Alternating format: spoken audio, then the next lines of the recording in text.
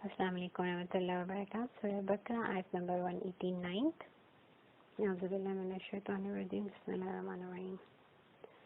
قرآن پاک پڑھتے ہوئے ایک بیسک اصول ہمیں نظر آتا ہے کہ سوال کرنے والا اگر اپنے سوال میں سنسیئر ہے، مخلص ہے، سیکھنے کی نیت سے سوال کر رہا ہے، تو چاہے وہ سوال بہت بیسک، آبویس سا، بہت ایک عام سی بات ہو، یا جو سبجیکٹ ہے اس سے بالکل ہٹ کے کوشچن ہو، پھر بھی قرآن حکیم ان کوشچن کا آنسر کرتا ہے، even if they are at a tangent, اور ان سچ اے بیوٹیفل وے کہ مومن جو ہے وہ اپنا فوکس بھی لوز نہیں کرتا، اور وہ جو ان کی کنفیوژن ہے، جو جدھر ان سے راستے کا تعین نہیں ہو رہا، تو وہاں پہ قرآن حکیم، کیونکہ قرآن حکیم مرشد ہے، یہ گائیڈ ہے، تو یہ آپ کو سیدھے راستے کی طرف بھی لے جاتا ہے، صراط مستقیم پر۔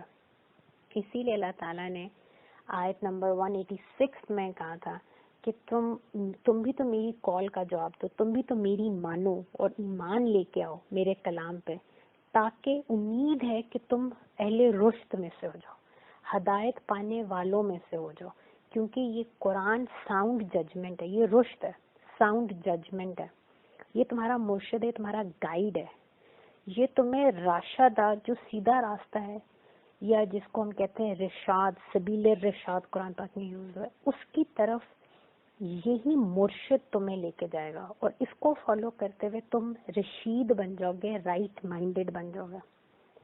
اب جو آج ہم نے آیت پڑھنی ہے اس میں آپ دیکھیں کہ آیت سٹارٹ ہو رہی ہے یسألونک عن الاحلہ، یا رسول پاک صلی اللہ علیہ وسلم، یہ آپ سے کوسچن کرتے ہیں عن الاحلہ، احلہ کے بارے میں۔ سب سے پہلی بات، کوسچن کس سے کیا جا رہا ہے؟ حبیب پاک صلی اللہ علیہ وسلم سے۔ یہ صحابہ کی سنت تھی کہ آپ ہمیشہ جو بھی مسئلہ ہوتا تھا اس کے لیے جو پیر کامل ہیں اللہ تعالیٰ کے حبیب پاک صلی اللہ علیہ وسلم، قرآن اور رسول پاک صلی اللہ علیہ وسلم کے علاوہ کوئی تیسری جگہ نہیں تھی جہاں وہ جاتے تھے۔ اور obviously کیونکہ قرآن پاک بابر صلی اللہ علیہ وسلم کے قلب اطہر پہ نازل ہو رہا ہے، تو وہ ڈائریکٹ جو بھی مسئلہ ہوتا تھا وہ سیدھے حضور پاک صلی اللہ علیہ وسلم جو کہ صاحب قرآن ہے ان کے پاس اپنا مسئلہ لے کے جاتے تھے۔ تو قرآن پاک میں اللہ تعالیٰ فرماتے ہیں ایمان لاؤ ان لوگوں کے جیسا ایمان، یعنی کہ ایمان لے کے آؤ ان صحابہ جیسا کہ ان کی زندگی کا کوئی بھی مسئلہ ہے وہ اپنی سورس پہ جا رہے ہیں۔ سورس کیا ہے؟ اللہ، اللہ کا کلام اور اللہ کے رسول اللہ صلی اللہ علیہ وسلم، کیونکہ اللہ تعالیٰ فرماتے ہیں یہ میرے نور ہیں، قرآن بھی میرا نور ہے اور حبیب پاک صلی اللہ علیہ وسلم بھی میرا نور ہے، جن کو میں نے بھیجا ہے تمہاری گائیڈنس کے لیے۔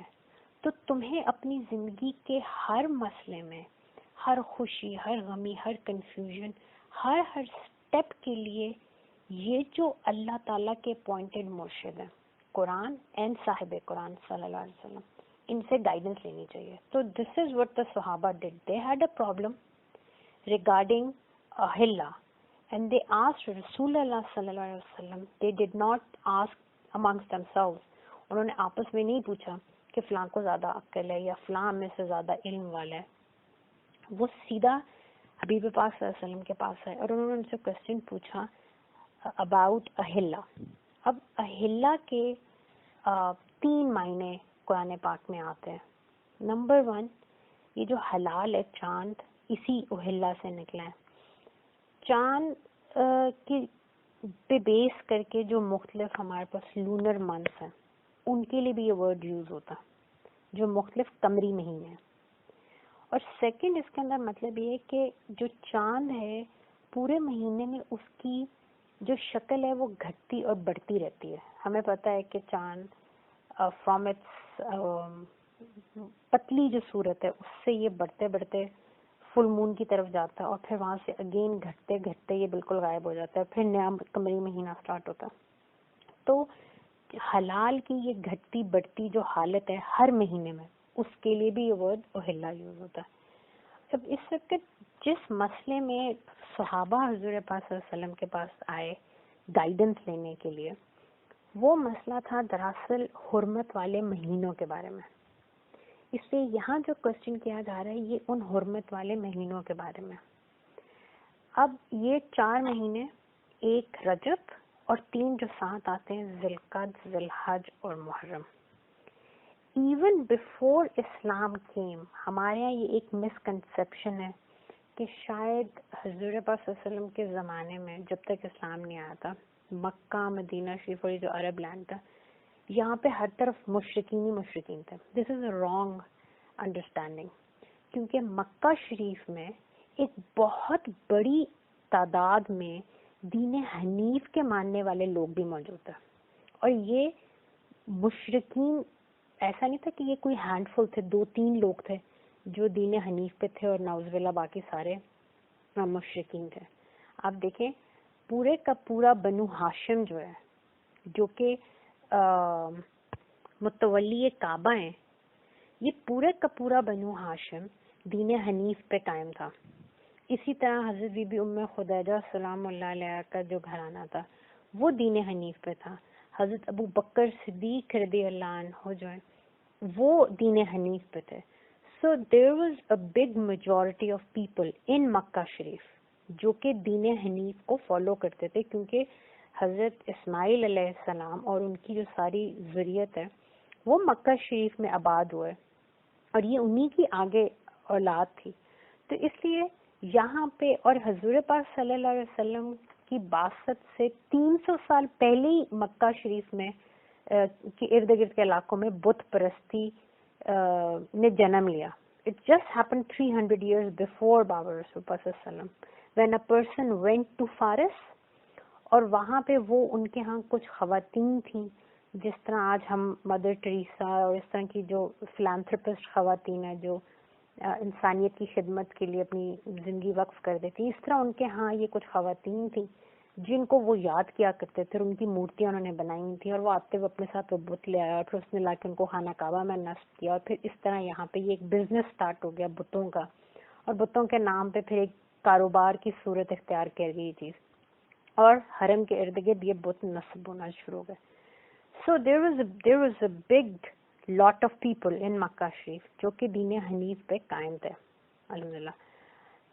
اور یہ جو 4 حرمت والے مہینے ہیں far and wide in Arab land, ان کی حرمت کے بارے میں ہر کوئی جانتا تھا. اور قرآن پاک میں اللہ تعالیٰ فرماتے ہیں سورہ توبہ میں کہ یہ جو مشرکین تھے یہ اپنی پسند سے کیلنڈر میں ان 4 مہینوں کو آگے پیچھے کر لیا کرتے تھے. یعنی کہ ان کو یہ پتا تھا کہ کیونکہ یہ حرمت والے مہینے، ان 4 مہینوں میں جنگ نہیں ہوگی. سو جن لوگوں نے سفر کر کے آنا ہوتا تھا عمرے کے لیے، تو وہ عرب میں رجب کا مہینہ، ذی القعدہ، ذی الحج، محرم کا مہینہ، اس میں وہ بحفاظت ٹریول کیا کرتے تھے، کیونکہ ان کو پتا تھا کہ ہر کسی کے ہاں یہ ایک فکر موجود ہے کہ اگر اس مہینے میں ہم نے لڑائی جھگڑا چوری کوئی بھی ایسا کام کیا تو ہمارے اوپر بہت بڑا اس کا عذاب آئے گا. لیکن کیونکہ یہ مشرکین تھے اور ان کے اندر یہ انہوں نے یہود اور نصارہ کو بھی اسی طرح دیکھا تھا کہ وہ اپنی پسند سے دین میں تحریف کرتے ہیں، تو what they would do کہ وہ اگر کسی سال، ہمیں پتہ ہے کہ یہ جو لونر منتھس ہوتے ہیں یہ ہمیشہ ایک ہی جیسے موسم میں نہیں آتے. اب رمضان اب آج کل گرمیوں میں آ رہا ہے، کچھ عرصے بعد یہ ٹھنڈ میں چلا جائے گا. تو جس سال ان کو اپنے بینیفٹ کے لیے کسی قبیلے سے لڑائی کرنی ہوتی تھی یا اس طرح کی کوئی ملٹری ایکسپیڈیشن لے کے جانا ہوتا تھا اور ان کو فائدہ ہوتا تھا ان مہینوں میں جن میں یہ 4 حرمت والے مہینے آتے تھے، تو یہ اس سال ڈکلیئر کر دیتے تھے کہ اس سال ہم سپوز ذی القعدہ، ذی الحج، محرم میں ہم لڑائی جو ہے وہ کریں گے، لیکن ان کے بدلے سال کے XYZ مہینے جو ہیں اس سال ان کی حرمت ہے. تو یہ عدل بدل کر لیتے تھے اپنی پسند سے، بس 4 کی گنتی پوری ہونی چاہیے باقی. اور آبویسلی یہ 4 مہینے تو تھے لیکن یہ اپنی پسند سے ان کے اندر تحریف کرتے تھے، ان کو چینج کیا کرتے تھے. تو ایک تو یہ ریالٹی تھی. اب جب مکہ شریف میں آپ صلی اللہ علیہ وسلم نے 13 سال دعوت دین دی تو ہمیں پتہ ہے کہ بہت کیٹیگوریکلی، بہت کلیئرلی حضور پاک صلی اللہ علیہ وسلم نے یہ حکم دیا صحابہ کو کہ خبردار کوئی ریٹیلیٹ نہیں کرے گا. ہر طرح کا ظلم برداشت کرنا ہے اپنے رب کے لیے, لیکن کسی پہ ہاتھ نہیں اٹھانا. اور 13 سال مکہ شریف میں اس حکم کے اوپر عمل کیا گیا. اب مکہ شریف میں ہو کیا رہا تھا؟ آپ دیکھیں کہ استعینوا بالصبر والصلاۃ, اللہ کی نگاہ صبر اور صلات کے ساتھ طلب کرو. اب یہ جو عین ہے اس میں ہم سمجھتے ہیں کہ یہ صرف سائٹ کی بات ہو رہی ہے کہ نگاہ کرم ہم اللہ کی مانگ رہے ہیں. اٹس ناٹ جسٹ دی نگاہ کرم جو ہم اللہ سے مانگ رہے ہیں, ہم یہ کہہ رہے ہیں یا اللہ اپنی وہ نظر ہمیں عطا فرما. ہم صبر اور صلاح کے ساتھ, ہم آپ کے ساتھ جڑے ہوئے, ہم حضور پاک صلی اللہ علیہ وسلم کے ساتھ جڑے ہوئے, اور ہم ایک بہت گریسفل پیشنس کے ساتھ یہ دور گزار رہے ہیں. تو کیونکہ ہم نے صبر کیا ہوا ہے, ویری گریسفل پیشنس, ہم آپ کی رضا میں راضی ہیں, یہ جو ہم پہ ستم کر رہے ہیں, یہ جو ہم پہ ظلم کر رہے ہیں, ہم برداشت کر رہے ہیں کیونکہ ہم آپ سے بھی جڑے ہیں اور حبیب پاک صلی اللہ علیہ وسلم ہم اپنے اصل سے جڑے ہوئے ہیں. اب اس صبر اور صلاح میں وہ حکمت, وہ استقامت, وہ بصارت ہمیں عطا فرما کہ دین ہمارے اندر انٹرنلائز ہو جائے. اور یہ جو 13 سال ہیں اس کے اندر وہ جو ایبسلوٹ کنکریٹ فاؤنڈیشنز تھیں وہ ان سابقون الاولون کے اندر قائم ہو گئی, اور لا الہ الا اللہ کیا ہے, یہ صرف ایک کلمہ نہیں تھا ان کے لیے, یہ ان کے اندر ایک حق تھا جو ان کے اندر اتر چکا تھا, اور ان کے عمل میں اور ان کے بیہیویئر میں اور ان کے اخلاق میں یہ چیز ہمیں نظر آئی. جو ہم کہتے ہیں کہ 13 سال کا جو مکی دور ہے اس میں اخلاق قائم کیا گیا. حضور پاک صلی اللہ علیہ وسلم نے ان صحابہ کو کا جو اخلاق ہے وہ بلڈ کیا. So what is اخلاق؟ اخلاق is that character and not just character, competence, کہ صبر کیا ہے, استقامت کیا ہے, سچ کیا ہے, حق کے لیے کھڑا ہونا کیا ہے. جس طرح ہم کہتے ہیں کہ ہمارے اوپر روزہ فرض کیا گیا تاکہ ہمارے اندر ایک کمال ضبط نفس آ جائے کہ ہم اپنے نفس سے اوپر اٹھ کے اپنے ایک روحانی سیلف کو اٹین کریں. آپ دیکھیں ہم تو 1 مہینہ روزہ رکھتے ہیں, مکی دور کے ان صحابہ نے 13 سال یہ کام کیا ہے, اپنے نفس کی قربانی دی ہے صرف اللہ اور اس کے حبیب صلی اللہ علیہ وسلم کے لیے. حالانکہ کتنے بڑے بڑے آپ دیکھیں عظیم لوگ ہیں ان میں, حضرت علی کرم اللہ وجہ الکریم جس وقت میدان جنگ میں اترتے تھے تو دشمن کے دل دہل جاتے تھے. حضرت عمر فاروق رضی اللہ عنہ ہیں, حضرت سید الشہداء حضرت حمزہ رضی اللہ عنہ ہیں, بہت بڑے بڑے نام ہیں. لیکن انہوں نے, اور اس سے پہلے کسی کی مجال نہیں تھی کہ ان کی طرف آنکھ اٹھا کے دیکھ لیں, لیکن رب کے لیے وہ جو ایک دنیاوی ایگو ہے یا وہ جو ایک دنیاوی ریٹیلیشن کرنے کا ایک انسان کے پاس جو حق ہوتا ہے کہ اچھا مجھے مارا گیا میں جواب دے سکتا ہوں, لیکن انہوں نے وہ اپنی جو میں اللہ کی رضا کے اوپر قربان کی. And they built that character, وہ کیریکٹر جن کی وجہ سے ان کو سابقون الاولون کہا گیا. اور اللہ تعالیٰ نے قرآن پاک میں فرمایا کہ ایک سیدھے ہاتھ والے ہیں, ایک الٹے ہاتھ والے ہیں, لیکن ایک جماعت سابقون الاولون ہے اور وہ سبقت والے ہیں. Nobody can compete with them. اور پھر اللہ تعالیٰ فرماتے ہیں کہ یہ جو سابقون الاولون ہیں ان کے بعد جو لوگ ایمان لے کے آئے وہ کسی طور پہ ان کے برابر نہیں ہو سکتے.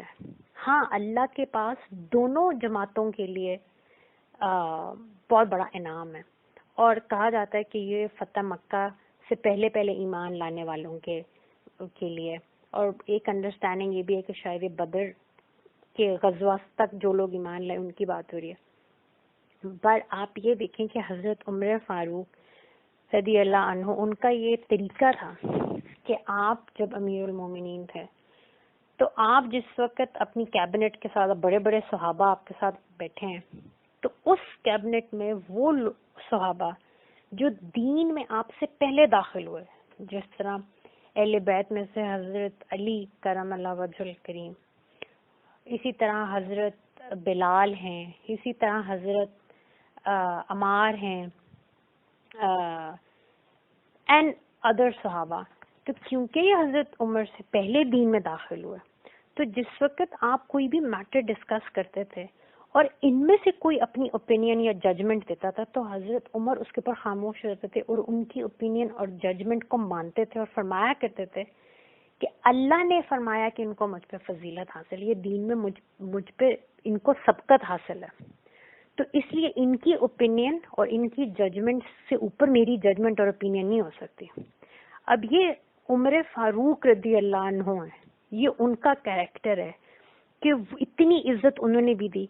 تو یہ جو صحابہ ہیں کیوں ماشاءاللہ پھر آپ کو بعد میں یہ عظیم ہستیاں مدینہ شریف میں آپ کو ان کا کریکٹر نظر آتا ہے، آپ کو ان کے اندر وہ استقامت نظر آتی ہے، بردباری نظر آتی ہے، ذات سے اوپر اٹھ کے، اپنی ایگو سے اوپر اٹھ کے اللہ اور اس کے رسول پاک صلی اللہ علیہ وسلم کے لیے صبر کرنا اور اپنی جان و مال کے ساتھ جہاد کرنا because of those 13 years of صبر اینڈ صلاح. تو اب یہ مکہ شریف کی ایک ریالٹی ہے اور دوسری ان کے ہاں حرمت کے ان مہینوں کی بھی ایک ریالٹی ہے. اب جس وقت رسول پاک صلی اللہ علیہ وسلم مدینہ شریف تشریف لے کے آئے، آپ نے مدینہ میں پہنچتے ساتھ مہاجرین اور انصار کے درمیان جو بردرہڈ کے رشتے قائم کیے، آپ نے یہود کے ساتھ پیس پیکٹ کیا، آپ نے کنسالیڈیٹ کیا مدینہ کو، اور جب ایک دفعہ آپ نے سینٹر کو مضبوط کر لیا تو اب آپ نے 7th month تھا آپ کا مدینہ شریف میں جب آپ نے چھاپا مار دستے بھیجنا شروع کر دیا. اور یہ چھاپا مار دستے ابھی ہم بات کر رہے ہیں کہ مکہ شریف میں تو کسی کے ساتھ مطلب کسی کے اٹھے ہوئے ہاتھ کو روکنے کا بھی حکم نہیں تھا. اب یہاں پہ چھاپا مار دستے بھیجے جا رہے ہیں. کیوں؟ آپ صلی اللہ علیہ وسلم سفر ہجرت میں تھے جس وقت سورہ حج کی آیات اتر آئیں 39 سے لے کے 41، جس میں حکم دیا گیا کہ اب اللہ تم لوگوں کو اجازت دے رہا ہے کہ جن کے ساتھ ظلم ہوا وہ قتال کر سکتا ہے، وہ جنگ کر سکتے ہیں.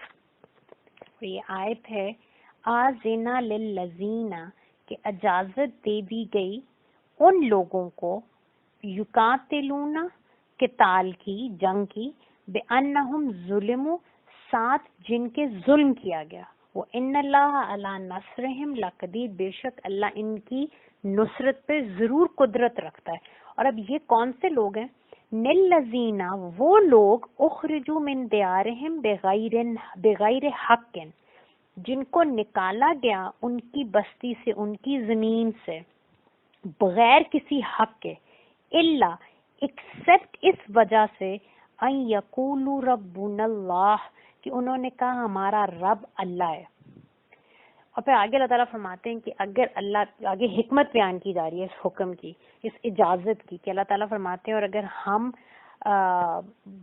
مومنین کے ہاتھ ان ظالموں کو دفع نہ کریں، ہٹائیں نہیں، تو ضرور بضرور یہ خانقاہوں کو اور عبادت گاہوں کو اور مساجد کو جہاں اللہ کا نام کثرت سے لیا جاتا ہے ان کو یہ لوگ ڈھا دیں.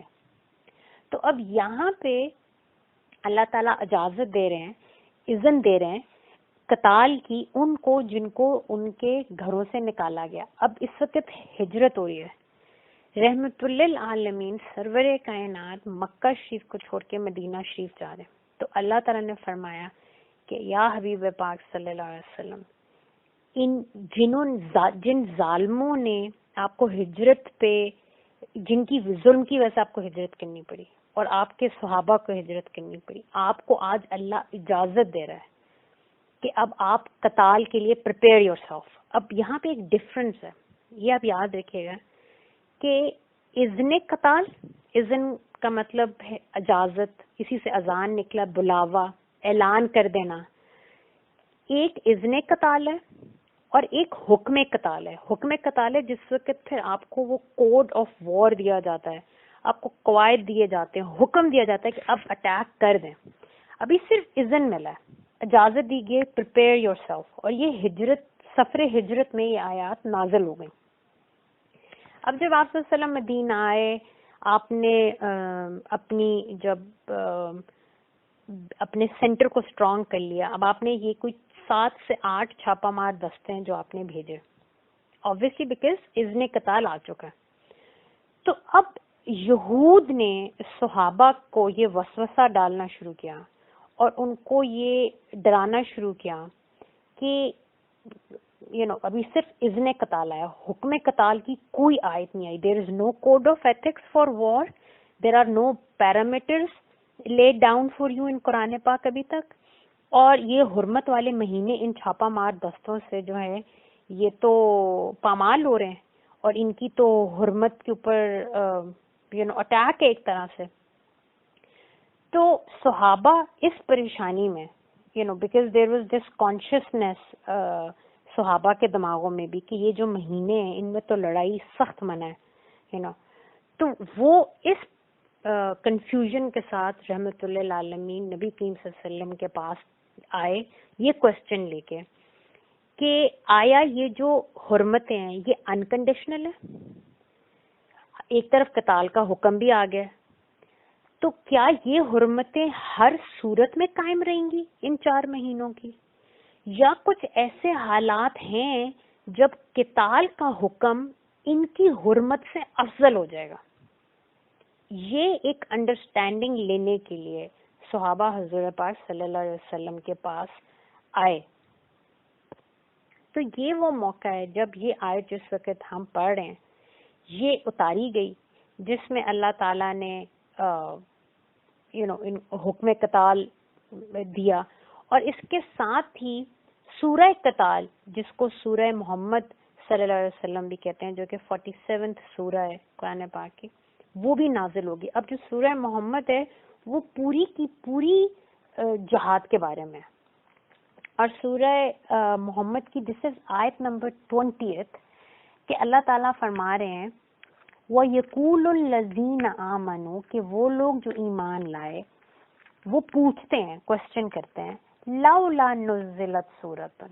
یہ اب ایگزیکٹ اس سچویشن میں یہ اللہ تعالیٰ احکامات نازل کریں کہ یہ آپ سے پوچھتے ہیں کہ کیوں نازل نہیں ہوتی اللہ کی طرف سے کوئی صورت.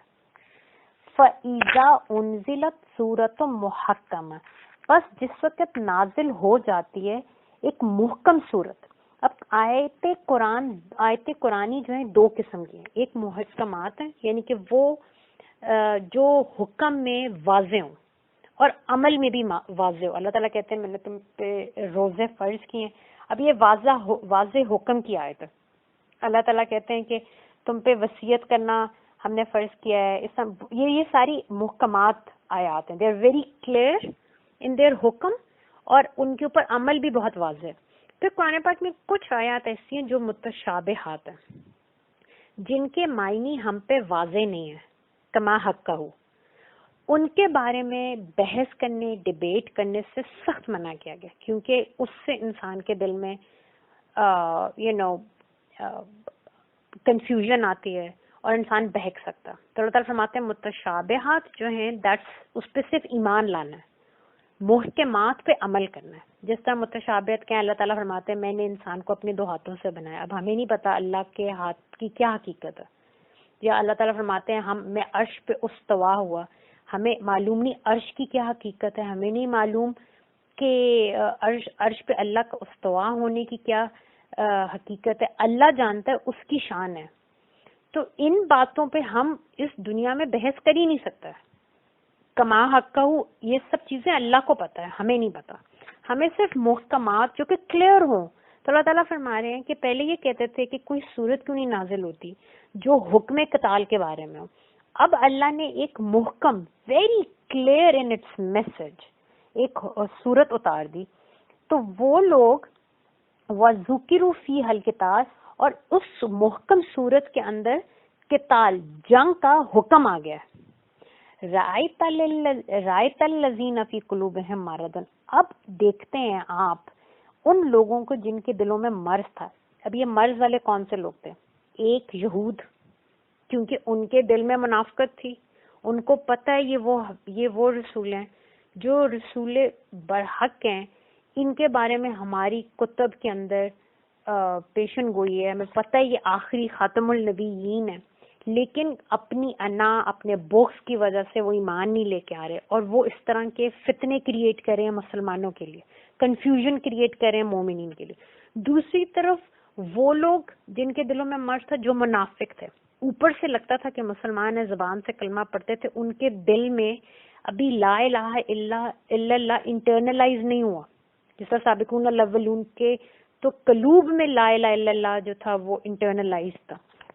تو اللہ تعالیٰ فرماتے ہیں آپ دیکھتے ہیں جن کے دلوں میں مرض ہے, ینظرون الیک, آپ کی طرف نظریں تو کیے ہوئے ہیں, دیکھنے میں ایسے لگ رہا ہے آپ کو دیکھ رہے ہیں, نظر المغشی علیہ من الموت, اور ایسے آپ کو دیکھ رہے ہیں جس طرح موت کی بے ہوشی ان کے اوپر طاری ہو گئی ہے. یعنی کہ یہ وہ لوگ ہیں جو موت کا ذکر سننا ہی نہیں چاہتے, غافلین ہیں, یا پھر یہ وہ ہیں کہ انہوں نے حکم تو سن لیا لیکن ان کے اندر اس حکم کو ماننے کی کوئی تمنا نہیں ہے. تو یہ یہود بار بار یہ کوشچن کہہ رہے تھے اور صحابہ کو بھی اکسا رہے تھے, اور صحابہ نے کوئی ان کی بات کا جواب نہیں دیا. جو سبقت لے جانے والے, جو کامل ایمان والے, سیدھا حضور صلی اللہ علیہ وسلم کے پاس آئے کہ یا رسول اللہ صلی اللہ علیہ وسلم, اللہ اور اس کے حبیب پاک صلی اللہ علیہ وسلم جانتے ہیں, ہمیں ہماری اس کنفیوژن کو دور کریں. لیکن وہ لوگ جو صرف اس میں فتنہ جنریٹ کرنا چاہ رہے تھے, انہوں نے تو یہ ایک طرح سے مذاق کیا, اور انہوں نے تو ایک طرح سے مسلمانوں کو دکھ تکلیف دینے کے لیے ان کو ان کے دین میں کنفیوز کرنے کے لیے اس طرح کی باتیں کی تھی. اب اللہ تعالیٰ فرما رہے ہیں حکم آ گیا, اور ساتھ ہی حکم یہ اسی سورہ بقرہ میں 216 آیت ہے جس میں اللہ تعالیٰ نے پھر فرض کر دیا, کتب علیکم القتال, ہم نے آج تم پہ فرض کر دیا کہ اب تم جہاد کے لیے نکلو گے. اب یہاں پہ ان کے لیے ایک شدید قسم کی, یہ جو منافقین تھے اور جو یہود تھے, یہاں پہ ان کے لیے ایک this was like the end for them. اور قرآن پاک میں اسی سورہ بقرہ میں اللہ تعالیٰ نے یہ حکمت بیان کی کہ وائے قتال, ٹھیک ہے اللہ تعالیٰ جب یہ کہتے ہیں کہ بے شک فرض ہے, میں نے تم پہ فرض کیا قتال, اور ہاں تم میں سے کچھ کو اس سے کراہت آئے گی, it's taking a life for anyone, جو جس کو انسانی زندگی کی ویلیو کا پتہ ہے, اس کے لیے جان لینا آسان کام نہیں ہے. لیکن اللہ تعالیٰ قرآن پاک میں اسی صورت میں 2 دفعہ اللہ تعالیٰ یہ بات کرتے ہیں, الفتنہ تو اشد من القتل, قتل بہت بری بات ہے لیکن فتنہ قتل سے بھی بڑا گناہ ہے. اور پھر آگے چل کے تو اللہ تعالیٰ اشدوں کے اوپر اکبر کا ورڈ یوز کر دیتا ہے. اللہ تعالیٰ فرماتے ہیں فتنہ تو اکبر ہے, اور اللہ اپنے ساتھ اللہ اکبر, اللہ کی ذات کی کبریائی. اللہ تعالیٰ فرماتے ہیں فتنہ اتنی برائی اللہ کی نظر میں قتل کے مقابلے میں. قتل تو ایک انسان مرتا ہے, فتنے سے ایک پوری جنریشن, ایک پورا دور, ایک پوری قوم فوت ہو جاتی ہے فتنے سے. آج آپ کسی کو فرقے کے فتنے کی وجہ سے ایک بندے کو مار دیں تو ایک بندے کی جان جا رہی ہے. آج ایک فرقہ دوسرے کے خلاف کوئی غلط فتویٰ دے دے تو آپ دیکھیں کتنے کتنے لوگ مساجد میں اور بارگاہوں, امام بارگاہوں میں شہید کر دیے جاتے ہیں اس فتنے کی وجہ سے, جس کو ہم فرقہ واریت کہتے ہیں, کہ ایک دوسرے پہ کفر کے فتوے لگا رہے ہیں. سو دس از دی ایکسٹریم تھنگ. اور اللہ تعالیٰ یہ حکمت بیان کریں کہ فتنہ قتل سے بڑی چیز ہے, اور اللہ کے حکم پہ پھر مومنین کو یہ حکم دیا جاتا ہے کہ گھر سے نکلو, اپنی جان اور مال کے ذریعے اللہ کی راہ میں کلمہ حق کو بلند کرنے کے لیے, نظام عدل, نظام رحمت کو قائم کرنے کے لیے تم جہاد کرو. اب یہ آیات حکم قتال کا جب یہ آیات آئیں, حکم دیا گیا, ہمیں پتہ ہے جب انسان میدان جنگ میں ہوتا ہے تو میدان جنگ میں بہکنا یا ظلم کرنا بہت آسان ہے, کیونکہ اس وقت آپ کے ایموشنز آر ہائٹنڈ, آنکھوں میں خون اترا ہوا ہوتا ہے, ایڈرینلن رش ہوتی ہے باڈی میں, اور اس وقت گریس شو کرنا, اس وقت ایک اعلیٰ اخلاق پہ قائم رہنا, اس وقت اپنی انا کو پیچھے رکھ کے کمال ضبط نفس کا مظاہرہ کرنا یہ عام بات نہیں ہے. اب یہاں پہ آپ کو ربط قرآن نظر آئے گا کہ انسان یہ سوچ سکتا ہے کہ ابھی ہم تھوڑے دنوں پہلے ہم یہ جو پیچھے 2-3 آیات پہلے ہم سیام پہ تھے. روزے کے بیان کے بعد اللہ تعالیٰ نے مالی ہمیں ذمہ داریوں کا احساس دلایا. اب بات ہو رہی ہے قتال کی اور چاند کی اور لونر منتھس کی, اور اس میں بھی آگے حج کی بات بھی آئے گی. ان سب کا آپس میں کیا رشتہ ہے؟ آپ دیکھیں قتال کے لیے جیسا میں نے کہا کہ ایک کمال ضبط نفس چاہیے, تو اللہ تعالیٰ نے اس لیے پہلے روزے کا بیان کیا کہ روزے کے ذریعے اپنے اندر وہ کیریکٹر بلڈ کرو جہاں پہ تمہاری جو یہ جسمانی ایگو ہے, یہ جو تمہاری میں یہ سبسروینٹ ہو جائے اس انفینٹ ذات کے آگے. آپ اپنی میں کو اللہ کے سامنے قربان کرنا سیکھیں صیام کے ذریعے. اور پھر ان راتوں میں, رمضان کی راتوں میں قیام اللیل کرو بالقرآن, تاکہ وہ کوڈ آف وار, وہ کوڈ آف ایتھک تمہیں سکھایا جائے, وہ پیرامیٹرز تمہیں سکھائے جائیں کہ جب تم جہاد پہ جاؤ تو یہ دنیاوی جاہلیت والی جنگ نہ ہو. اور مومن جس وقت جہاد پہ جائے تو پتہ چلے کہ یہ کسی انتقامی کارروائی کے لیے نہیں نکلا, یہ کسی زمین ہتھیانے کے لیے نہیں نکلا, یہ کسی کا مال ضبط کرنے کے لیے نہیں نکلا, بلکہ یہ صرف اور صرف اللہ کا کلمہ حق بلند کرنے کے لیے, یہ ایک نظام عدل, ایک نظام رحمت قائم کرنے کے لیے نکلا ہے.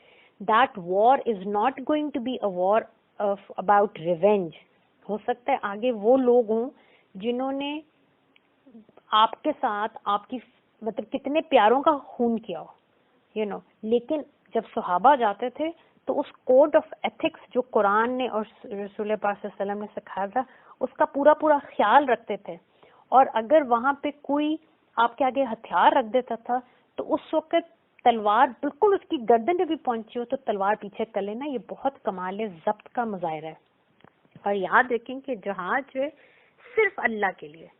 جہاں پہ کہیں ایسے بھی معاملات آئے کہ اگر کسی کے ساتھ کوئی پرسنل دشمنی تھی اور وہ سامنے اگر اس کو مارے اور یہ دل میں خیال آئے کہ اس وقت یہ میں اللہ کے لیے نہیں ہو سکتا, یہ میں اپنے انتقام کے لیے مان رہا ہوں, تو صحابہ وہاں بھی تلوار کھینچ لیتے تھے واپس کہ نہیں اس وقت یہ نہ ہو کہ یہ میرے سے بندہ ظلم میں مر جائے, میں تو یہاں اللہ کے لیے آیا ہوں, کلمہ حق کے لیے, دین حق کے لیے میں یہاں آیا ہوں.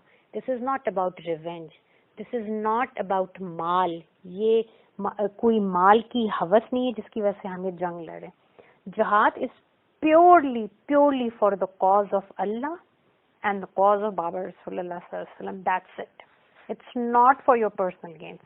تو صوم اور قرآن کے ساتھ جو قیام اللیل ہے اس کی وجہ سے اس مجاہد کی تربیت ہو رہی تھی. اب اس مجاہد کی جس کی تربیت کی گئی ہے, جس کو وہ گریس سکھائی گئی ہے, وہ کریکٹر قرآن کا سکھایا گیا, اب اس کو کہا جا رہا ہے کہ تم نے پیس میں تو یہ کریکٹر تم ایز اے نظام یہ کرو گے ڈیولپ, لیکن اب کیونکہ ایک فتنہ جنریٹ ہوا ہے, ایک ظلم دنیا میں پریویل کر رہا ہے, اس ظلم کو اور اس فتنے کو بھی تم نے ختم کرنا ہے, تو اس کے لیے تمہیں جہاد کی تیاری کرنی ہے. سو دس از دا ربط سبحان اللہ آف قرآن پاک, کہ ایک طرف تو یہ جو اللہ کے لیے آپ نے نکلنا ہے جنگ کے لیے میدان جنگ میں, اس کی ٹریننگ, وہ جو جسمانی ٹریننگ ہے, جو جسم نے تکلیفیں برداشت کرنی ہے, زمین پہ آپ کو راتیں گزارنی پڑیں گی, بھوک اور پیاس کی کنڈیشن ہوگی, زخم کھائیں گے, اس زخم کے باوجود میدان جنگ کو چھوڑ کے نہیں جانا, تو یہ صیام آپ کو سکھا رہا ہے. اور پھر وہ کیریکٹر کہ وہاں پہ اخلاق کیا پورٹرے ہونا چاہیے, وہ جو اندر اسپرچل کیریکٹر ہے, دیٹ از کمنگ فرام قرآن حکیم. سو this was the whole ربط of سیام with جہاد, کیونکہ جہاد again it's not a personal war, it's a confrontation جو آپ on behalf of Allah and رسول پاک صلی اللہ علیہ وسلم کرتے. فرمایا جا رہا ہے کل یا رسول اللہ صلی اللہ علیہ وسلم آپ فرما دیں ہیا مواقیت للناس، بے شک یہ جو حرمت والے مہینے اور یہ جو حلال ہے اس کے بارے میں کوشچن ہے، تو آپ فرما دیں کہ ایک تو یہ جو چاند لونر منتھس ہے ان میں لوگوں کے لیے کاؤنٹ ہے، مواقیت وقت بھی اسی سے نکلا ہے کہ اللہ تعالیٰ فرما رہے ہیں کہ اس میں لوگوں کے لیے کاؤنٹ ہے، so they can keep a count of the important parts of the calendar. اور ابھی ایک بہت امپورٹنٹ ایونٹ لونر کیلنڈر کا گزرا جس کے بارے میں ہم نے بات کی وچ از رمضان شریف، اور اب رمضان کے فوراً بعد آنے والا جو امپورٹنٹ ترین ایونٹ ہے وہ کون سا ہے؟ والحج ہے، وہ حج کا کیلنڈر ہے. سو اللہ تعالیٰ فرما رہے ہیں کہ ایک تو اس میں لوگوں کے لیے عبادت کے جو اوقات ہیں ان کا کاؤنٹ ہے، اور دوسرا اس میں حج ہے. اب یہاں پہ حج کی بات کیوں آئی؟ پہلے رمضان، پھر مالی معاملات، آگے بھی ایک طرح سے قتال کی طرف بھی اشارہ کیا جا رہا ہے، اور یہاں پہ اب بات کی جا رہی ہے کہ تمہارے لیے آنے والا کیلنڈر میں اب تم پہ حج بھی فرض ہونے والا ہے، you have to go for حج. یاد رکھیں کہ ابھی غزوہ بدر نہیں ہوئی، ٹھیک، اور ابھی صحابہ کو مکہ شریف سے مدینہ کی طرف ہجرت کرنے پہ مجبور کیا گیا، اور ابھی مکہ شریف کو چھوڑ کے رحمت اللہ للعالمین نبی کریم صلی اللہ علیہ وسلم مدینہ شریف میں تشریف لائے. So the Meccans they are very hostile towards the مسلمان، اور مکہ شریف جو ہے وہ اس وقت بے شک کعبہ شریف وہاں پہ ہے، لیکن مکہ از پریڈومیننٹ اس وقت کیونکہ وہاں سے مومنین بھی نکل گئے، تو ابھی وہاں پہ جو کنٹرول ہے وہ بت پرستوں کا ہے، مشرکین کا ہے. سو اب یہ جو حج کا حکم دیا جا رہا ہے، we need to understand something very important from this. سورہ بقرہ کی جو پہلی ہم نے پورا ہاف پڑھا وہ ہمیں پتہ ہے بنی اسرائیل کے بارے میں، اور اب جو سیکنڈ سورہ بقرہ کا ہاف ہے this is about appointment of the مومنین as the new امت. سبحان اللہ. اور ہم نے سورہ بقرہ میں ابھی پڑھ لیا کہ تحویل قبلہ کی آیات بھی آ گئی. سو دا قبلہ ہیز بین چینجڈ، کیونکہ اب جب یہ مومنین مکہ شریف سے مدینہ شریف تشریف لے کے آئے، اور مدینہ میں جو ایکس امت مسلمہ تھی بنی اسرائیل وہ یہاں پہ رہتے تھے، اور جب رسول اللہ صلی اللہ علیہ وسلم آئے ان کے ساتھ پیس پیکٹ کیا گیا، اور شروع میں آپ صلی اللہ علیہ وسلم نے چہرہ انور جو ہے وہ مسجد اقصیٰ کی طرف کر کے نماز پڑھتے تھے. سو ایک طرح سے وہ پلیسیٹ ہو گئے ہوئے تھے، ان کو یہ تھا کہ یہ ہماری ڈومیننس اس کو ایکسیپٹ کر رہے ہیں. ان کے اندر وہ عاجزی نہیں آئی کہ ہم ایک ہی دین والے ہیں، ہمارا قبلہ ایک ہے، ہمارے طور طریقے ایک ہیں، ہم آسمانی کتابوں کو ماننے والے ہیں، ہمیں ایمان لے آنا چاہیے. الٹا اس چیز نے، کیونکہ ان کے دل میں مرض تھا، اس چیز نے ان کے اندر بجائے عاجزی پیدا ہوتی، ان کے اندر اور زیادہ کبر آ گیا کہ the last prophet صلی اللہ علیہ وسلم، the messenger of Allah صلی اللہ علیہ وسلم، یہ ہمارے ہی قبلے کو مان رہے ہیں، ہمارے ہی طرح روزے رکھ رہے ہیں، ہم جن ایام میں ہم روزے رکھتے ہیں انہی میں یہ رکھتے ہیں. سو in a way ان کا دین کہیں نہ کہیں ہمارے کتاب کی اور ہمارے دین کی ڈومیننس کو ایکسیپٹ کر رہا ہے، because they are not accepting کہ ہم ایک ہی ہیں. تو اللہ تعالیٰ نے تحویل قبلہ کیا اور قبلہ اپنے اوریجنل قبلہ کی طرف چینج ہو گیا. سو ناؤ دا قبلہ از کعبہ شریف، اینڈ دے نیو اٹ، دا بنی اسرائیل دے نیو اٹ کہ یہی حق ہے. لیکن یہ پہلی چیز تھی جس سے وہ جو ان کی ایک ڈومیننس ابھی تک منافقین کو اور عربس کو فیل ہو رہی تھی وہ ٹوٹ گئی، اور اب ایک کلیئر کٹ اعلان تھا کہ جو نبی کریم صلی اللہ علیہ وسلم کو، جو اللہ کو مانتا ہے، وہ تو اللہ کی چاہت میں اپنا چہرہ کعبہ کی طرف کرے گا، اور جس کو اپنی پسند کا دین لے کے آنا ہے اور جو اللہ تعالیٰ کے حکم کی خلاف ورزی کر رہا ہے، تو وہ پھر پوری فزیکل فارم میں اس کو کمر کرنی پڑے گی کعبہ شریف کی طرف. سو دا قبلہ واز چینج، توحید قائم کی گئی. پھر جس طرح شروع میں حضور پاک صلی اللہ علیہ وسلم انہی دن میں روزے رکھتے تھے جن میں شہود رکھتے تھے، پھر اللہ تعالیٰ نے فرمایا نہیں، صرف قبلہ ہی چینج نہیں ہو رہا، دی انٹائر دین از چینجنگ بیکاز یہ لوگ ایمان لانے والے نہیں ہیں. سو ہمارے لیے اسپیشل رمضان اپوائنٹ کیا گیا ایز آر منتھ آف سیام. پھر ہمارے بزنس ڈیلنگس کو بنی اسرائیل سے کمپلیٹلی چینج کر دیا گیا، کیونکہ آپ دیکھیں اس وقت بھی دنیا میں جتنا بھی بزنس کا نظام ہے اور فائنینشیل میٹرز ہیں، یہ سارے کے سارے سودی بینکاری کے اوپر چلتے ہیں، سودی نظام ہے. اور یہ سودی نظام کے جو پائونیئرز ہیں اور جو اس کو پروپیگیٹ کرتے ہیں دنیا میں آج بھی یہودی ہیں.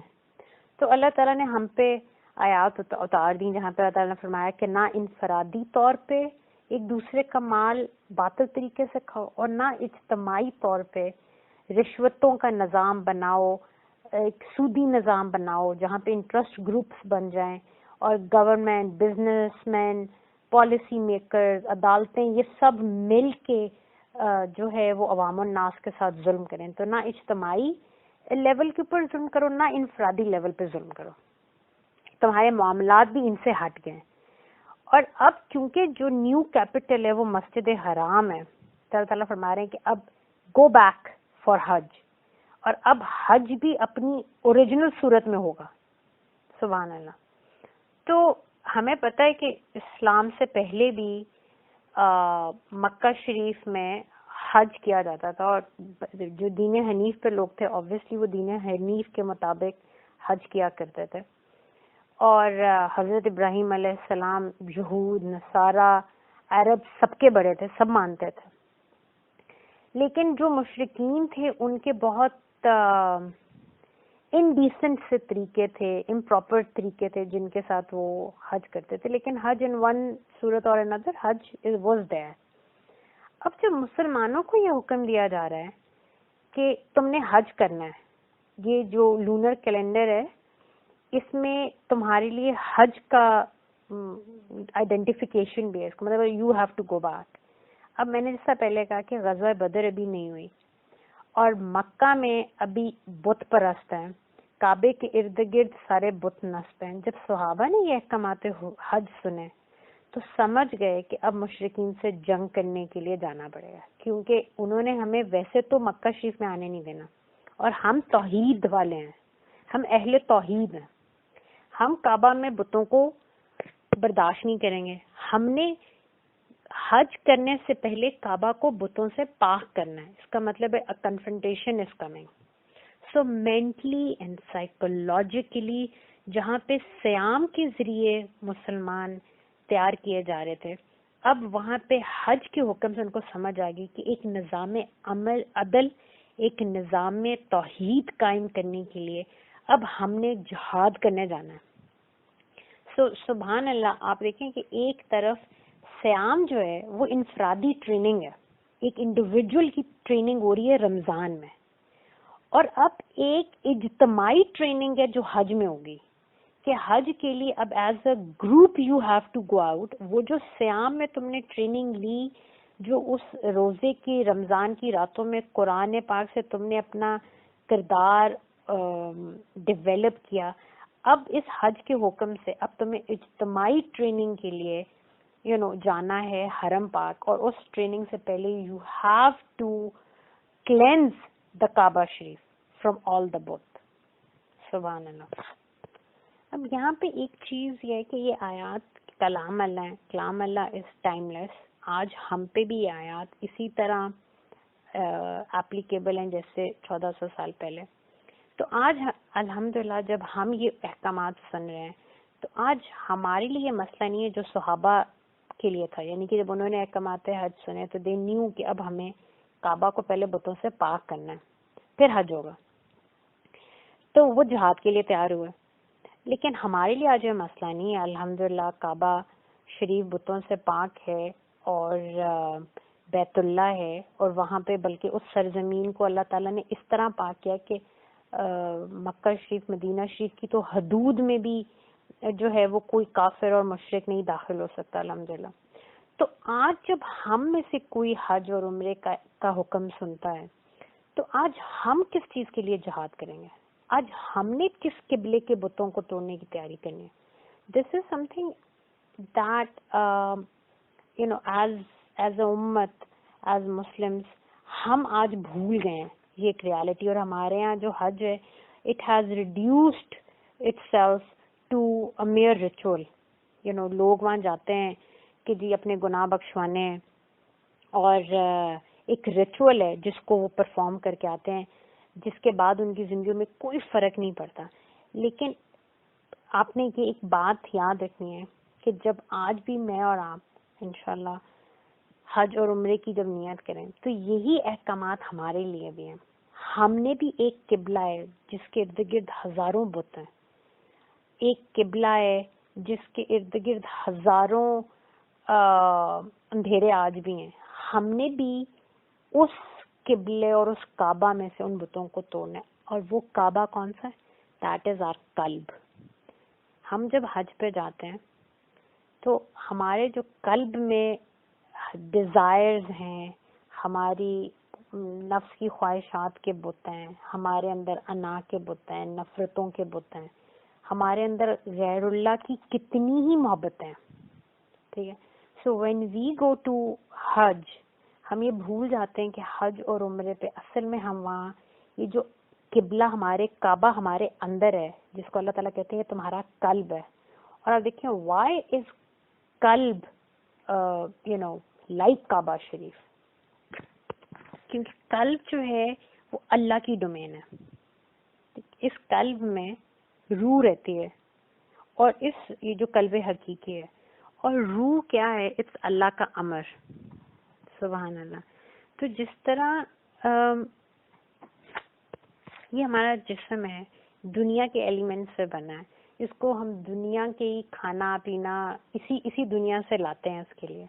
یہ جو قلب ہے اس میں روح ہے. روح اس دنیا کی نہیں ہے، روح اللہ کا امر ہے، اللہ کی نور سے آئی ہے. اس کا مطلب ہے کہ اس قلب میں دنیا کی کوئی جگہ نہیں ہے.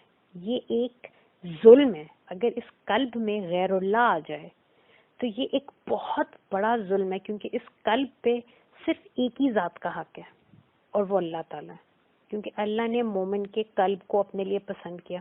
اور یہ ہر انسان کا، سبحان اللہ. آپ دیکھیں ایون پیپل جو ایمان نہیں بھی لا رہے، اللہ نے قلب میں ان کو بھی روح عطا فرمائی ہے.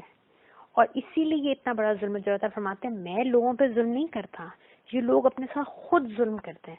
خود ظلم کیا کرتے ہیں کہ وہ جگہ جہاں صرف اللہ کا نور رہتا ہے وہاں پہ ہم نے اس دنیا میں اللہ تعالیٰ نے حلال طریقے سے زینتیں اپنانے سے نہیں روکا، مال کمانے سے نہیں روکا. اس دنیا سے جو جائز محبت ہے وہ کرنے کو بلکہ عبادت کہا گیا کہ آپ حلال رزق کمائیں، آپ اس حلال رزق سے اپنے لیے اپنے اوپر اس کو یوز کریں، اپنی فیملی کے لیے یوز کریں، آپ اسے دین حق کی خدمت کریں، غریبوں مسکینوں کو کھانے کھلائیں. آپ اللہ کے دیے ہوئے میں سے اپنے اوپر بھی اور لوگوں پہ بھی خرچ کریں.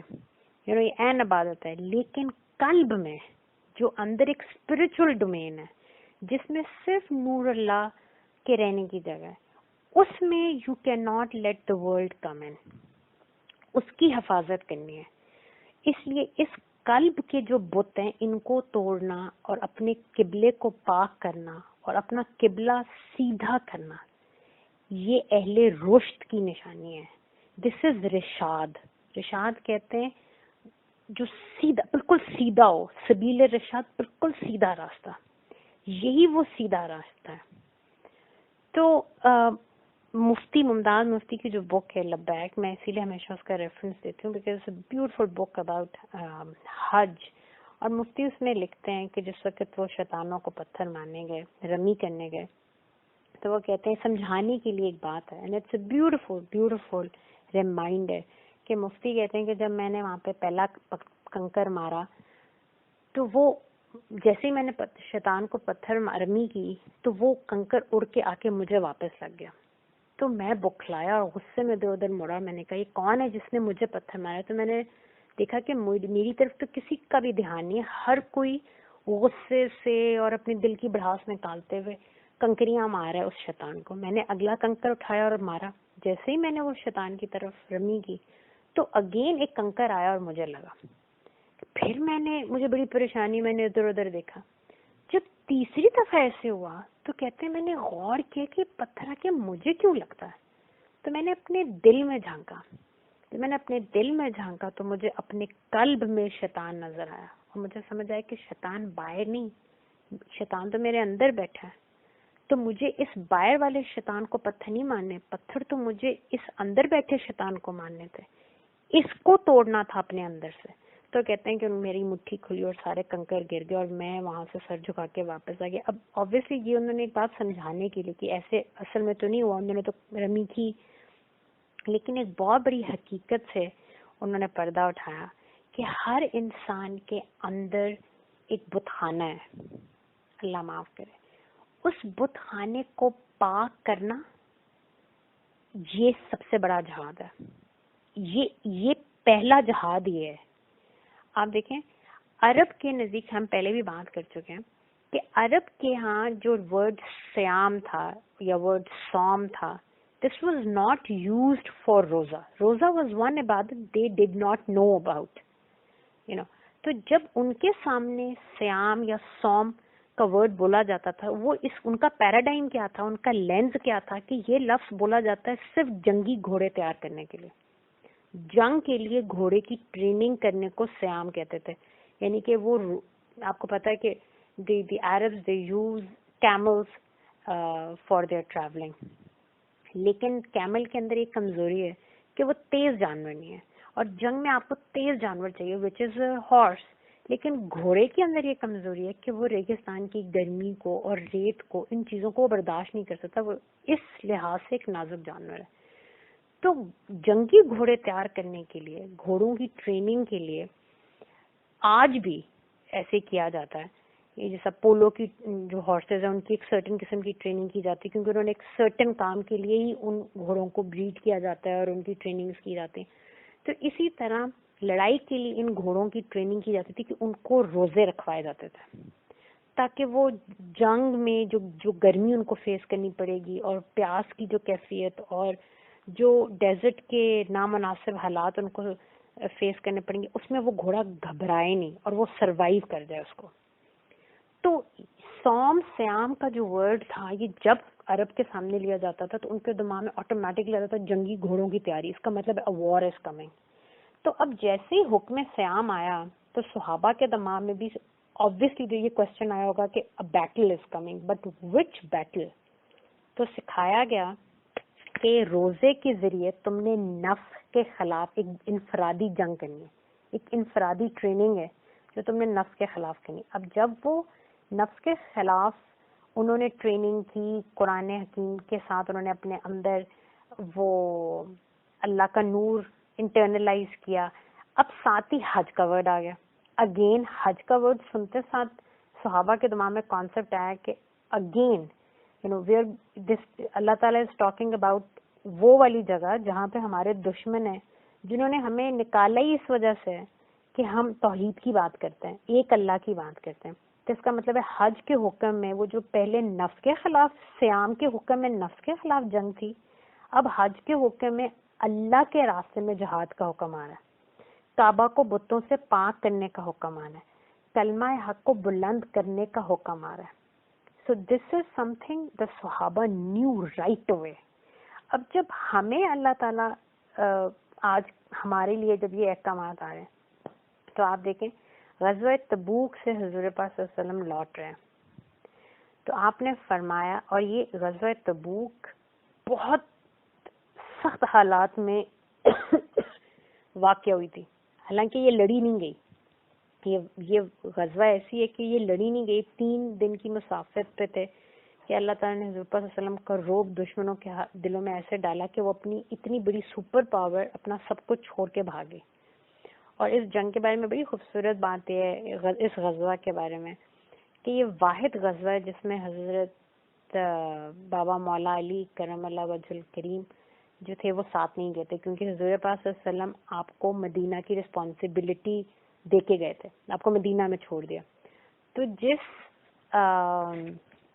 غزوہ میں اللہ تعالیٰ کے اتنے بڑے مجاہد اللہ تعالیٰ کی اتنی بڑی تلوار، وہ ہی نہیں گئے تو اللہ تعالیٰ نے وہ غزوہ ہی نہیں لڑوائی. سبحان اللہ. خیر، تو جب غزوہ تبوک سے آپ صلی اللہ علیہ وسلم واپس آئے تھے، دس از اے غزوہ جس کے اندر جو کل ٹیسٹ تھا وہ یہ تھا کہ کون حضور پاک صلی اللہ علیہ وسلم کا وفادار ہے. That was all.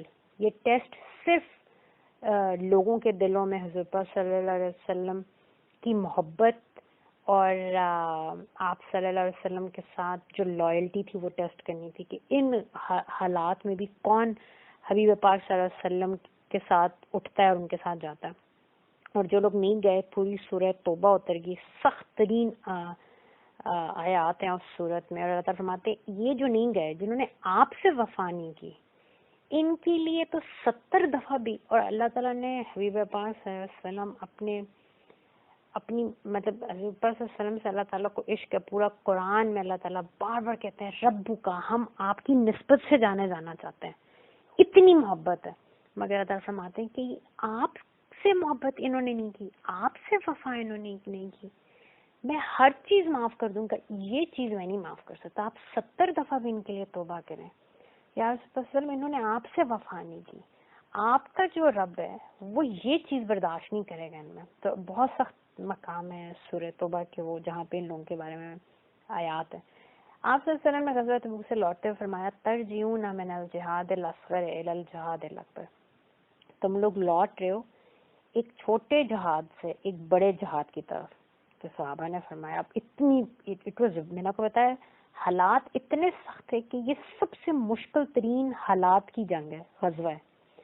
تو صحابہ نے کہا من مرادہ بھی، یا رسول اللہ صلی اللہ علیہ وسلم آپ کی اس سے کیا مراد ہے؟ یعنی کہ آپ دیکھیں they never interpreted things on their own. ہمیشہ اللہ اور اللہ کے حبیب صلی اللہ علیہ وسلم جانتے ہیں، ہمیں کوئی علم نہیں، ہمیں وہی علم ہے جو اللہ اور اس کے حبیب صلی اللہ علیہ وسلم نے ہمیں دے دیا. تو انہی سے پوچھا، رسول اللہ صلی اللہ علیہ وسلم نے فرمایا الجہاد بالنفس، ان کے نفس امارہ کے خلاف جہاد کرنا یہ بڑا جہاد ہے، یہ مشکل جہاد ہے. اس حدیث کا مطلب یہ بالکل نہیں ہے کہ اللہ کی راہ میں جہاد کرنے کی ویلیو کم ہے، ایسا بالکل نہیں ہے. قرآن پاک میں جہاد کی آیات ہیں. جو لوگ اللہ کی راہ میں لڑتے ہوئے جان دے دیں، کلمہ حق کی سربلندی کے لیے، حبیب پاک صلی اللہ علیہ وسلم کی رفاقت میں دین حق کے لیے، تب بھی آج بھی جو اللہ کی راہ میں اس طرح لڑتے ہوئے دین کی خاطر جو جانے دیتے ہیں، ان شہداء کا تو باقی شہداء مقابلہ ہی نہیں کر سکتا، وہ تو بہت ہائی لیول ہے. یہاں پہ مفہوم کیا، آپ صلی اللہ علیہ وسلم کیا سکھا رہے ہیں، کیا بات، کیا حق ہے جو بتا رہے ہیں امت کو؟ آپ یہ بتانا چاہ رہے ہیں کہ یہ جو نفس کے خلاف جہاد ہے نا، یہ زیادہ مشکل کام ہے. میدان جنگ میں اترنا اور اپنے اپوننٹ کے ساتھ لڑنا یہ پھر بھی انسانوں پہ آسان ہے. جب اپنے نفس کے اندر کوئی برائی ہوتی ہے نا، ایک تو نمبر 1 انسان میں اتنا ظرف ہی نہیں انسان اپنے اندر کی برائی کو ایکسیپٹ کرے. بہت سے لوگ تو غافل ہیں، ان کو تو اپنے اندر کی برائی نظر ہی نہیں آتی، اور اگر نظر بھی آ جائے تو بہت ظرف کی بات ہے کہ انسان ایکسیپٹ کرے کہ ہاں مجھ میں کمزوری ہے اور مجھے اس پہ کام کرنا چاہیے، اور پھر اس ایکسیپٹنس کے بعد اپنے اوپر کام کرے، اپنی کردار کے اوپر، اپنے اخلاق کے اوپر. یہ اپنی جو کریکٹنس ہے، اپنے آپ کو جو سدھارنا ہے، یہ ایک بہت بڑا جہاد ہے اینڈ بہت ظرف کا کام ہے. Not every one can do this. تو یہ آپ صلی اللہ علیہ وسلم فرما رہے تھے کہ اللہ کی راہ میں یہ بہت سخت حالات ہیں جن میں تم لوگ میرے ساتھ غزوہ پہ نکلو، لیکن جو آگے اب چل کے نفس کے خلاف جہاد ہے نا، جو اپنی میں مارنی پڑے گی، اپنی نفس کی جو یہ ناحق باتیں ہیں ان پہ جو صبر ہے، اور اللہ کے سامنے یہ جو اپنی میں اس کو جو آپ سب سروینٹ کرنا، یہ بہت مشکل کام ہے. لیکن آبویسلی یہی مقام ابدیت ہے، یہ سمجھایا جا رہا تھا. تو آج ہمارے لیے بھی یہ جب حج کے عمرے کے احکامات آتے ہیں، ہم حج اور عمرے کا سوچتے ہیں. سو دس از واٹ بابا رسول اللہ صلی اللہ علیہ وسلم is telling you and me کہ دیکھیں جہاد کے اسلام کی سربلندی اور حفاظت کے لیے، کلمہ حق کو بلند قائم کرنے کے لیے اللہ کی راہ میں جدوجہد کرنا جان اور مال کے ساتھ. ہمارے لیے حکم یہ ہے کہ جب اللہ کے گھر جاؤ تو تمہارے نفس میں جو بھی غیر اللہ ہے، ایون تمہاری اپنی چاہت کہیں پہ اللہ کی چاہت کے خلاف آ گئی تو تمہارا اپنا آپ، اپنی وہ چاہت اس وقت غیر اللہ ہے کیونکہ وہ اللہ سے ہٹ کے. اپنے نفس میں ان بتوں کو پاک کرو، ان کو توڑو، اپنے اندر سے وہ شیطانیت نکالو، اپنی قلب کو صرف اپنے اللہ کے لیے پاک کر لو. اس کے اندر جو زنگ لگا ہے، اس کے اندر جو آلودگی ہے، اس کے اندر جو غیر اللہ کی آلودگی ہے، اس کو تم مٹا دو. So this is what we are supposed to do, you know. تو جب بھی ہم میں سے کوئی بھی جو بھی بیت اللہ جاتے ہیں، ہمیں یہ بات یاد رکھنی ہے کہ جس طرح صحابہ وہاں پہ ان کا حج بعد میں ہوا، پہلے انہوں نے وہاں پہ بت توڑے، تو اگر ہم میں سے کوئی وہاں جا رہا ہے تو ہم وہاں پہ جاتے وقت بھی اپنے قلب کو کلینز کریں، اور وہاں پہ بھی that is all we are there to do, to cleanse our قلب فار اللہ تعالیٰ، اور اب ایک اللہ سے جڑ جائیں ہم. سبحان اللہ. So we will continue with this ayat inshallah in the next sitting. جزاکم اللہ خیر.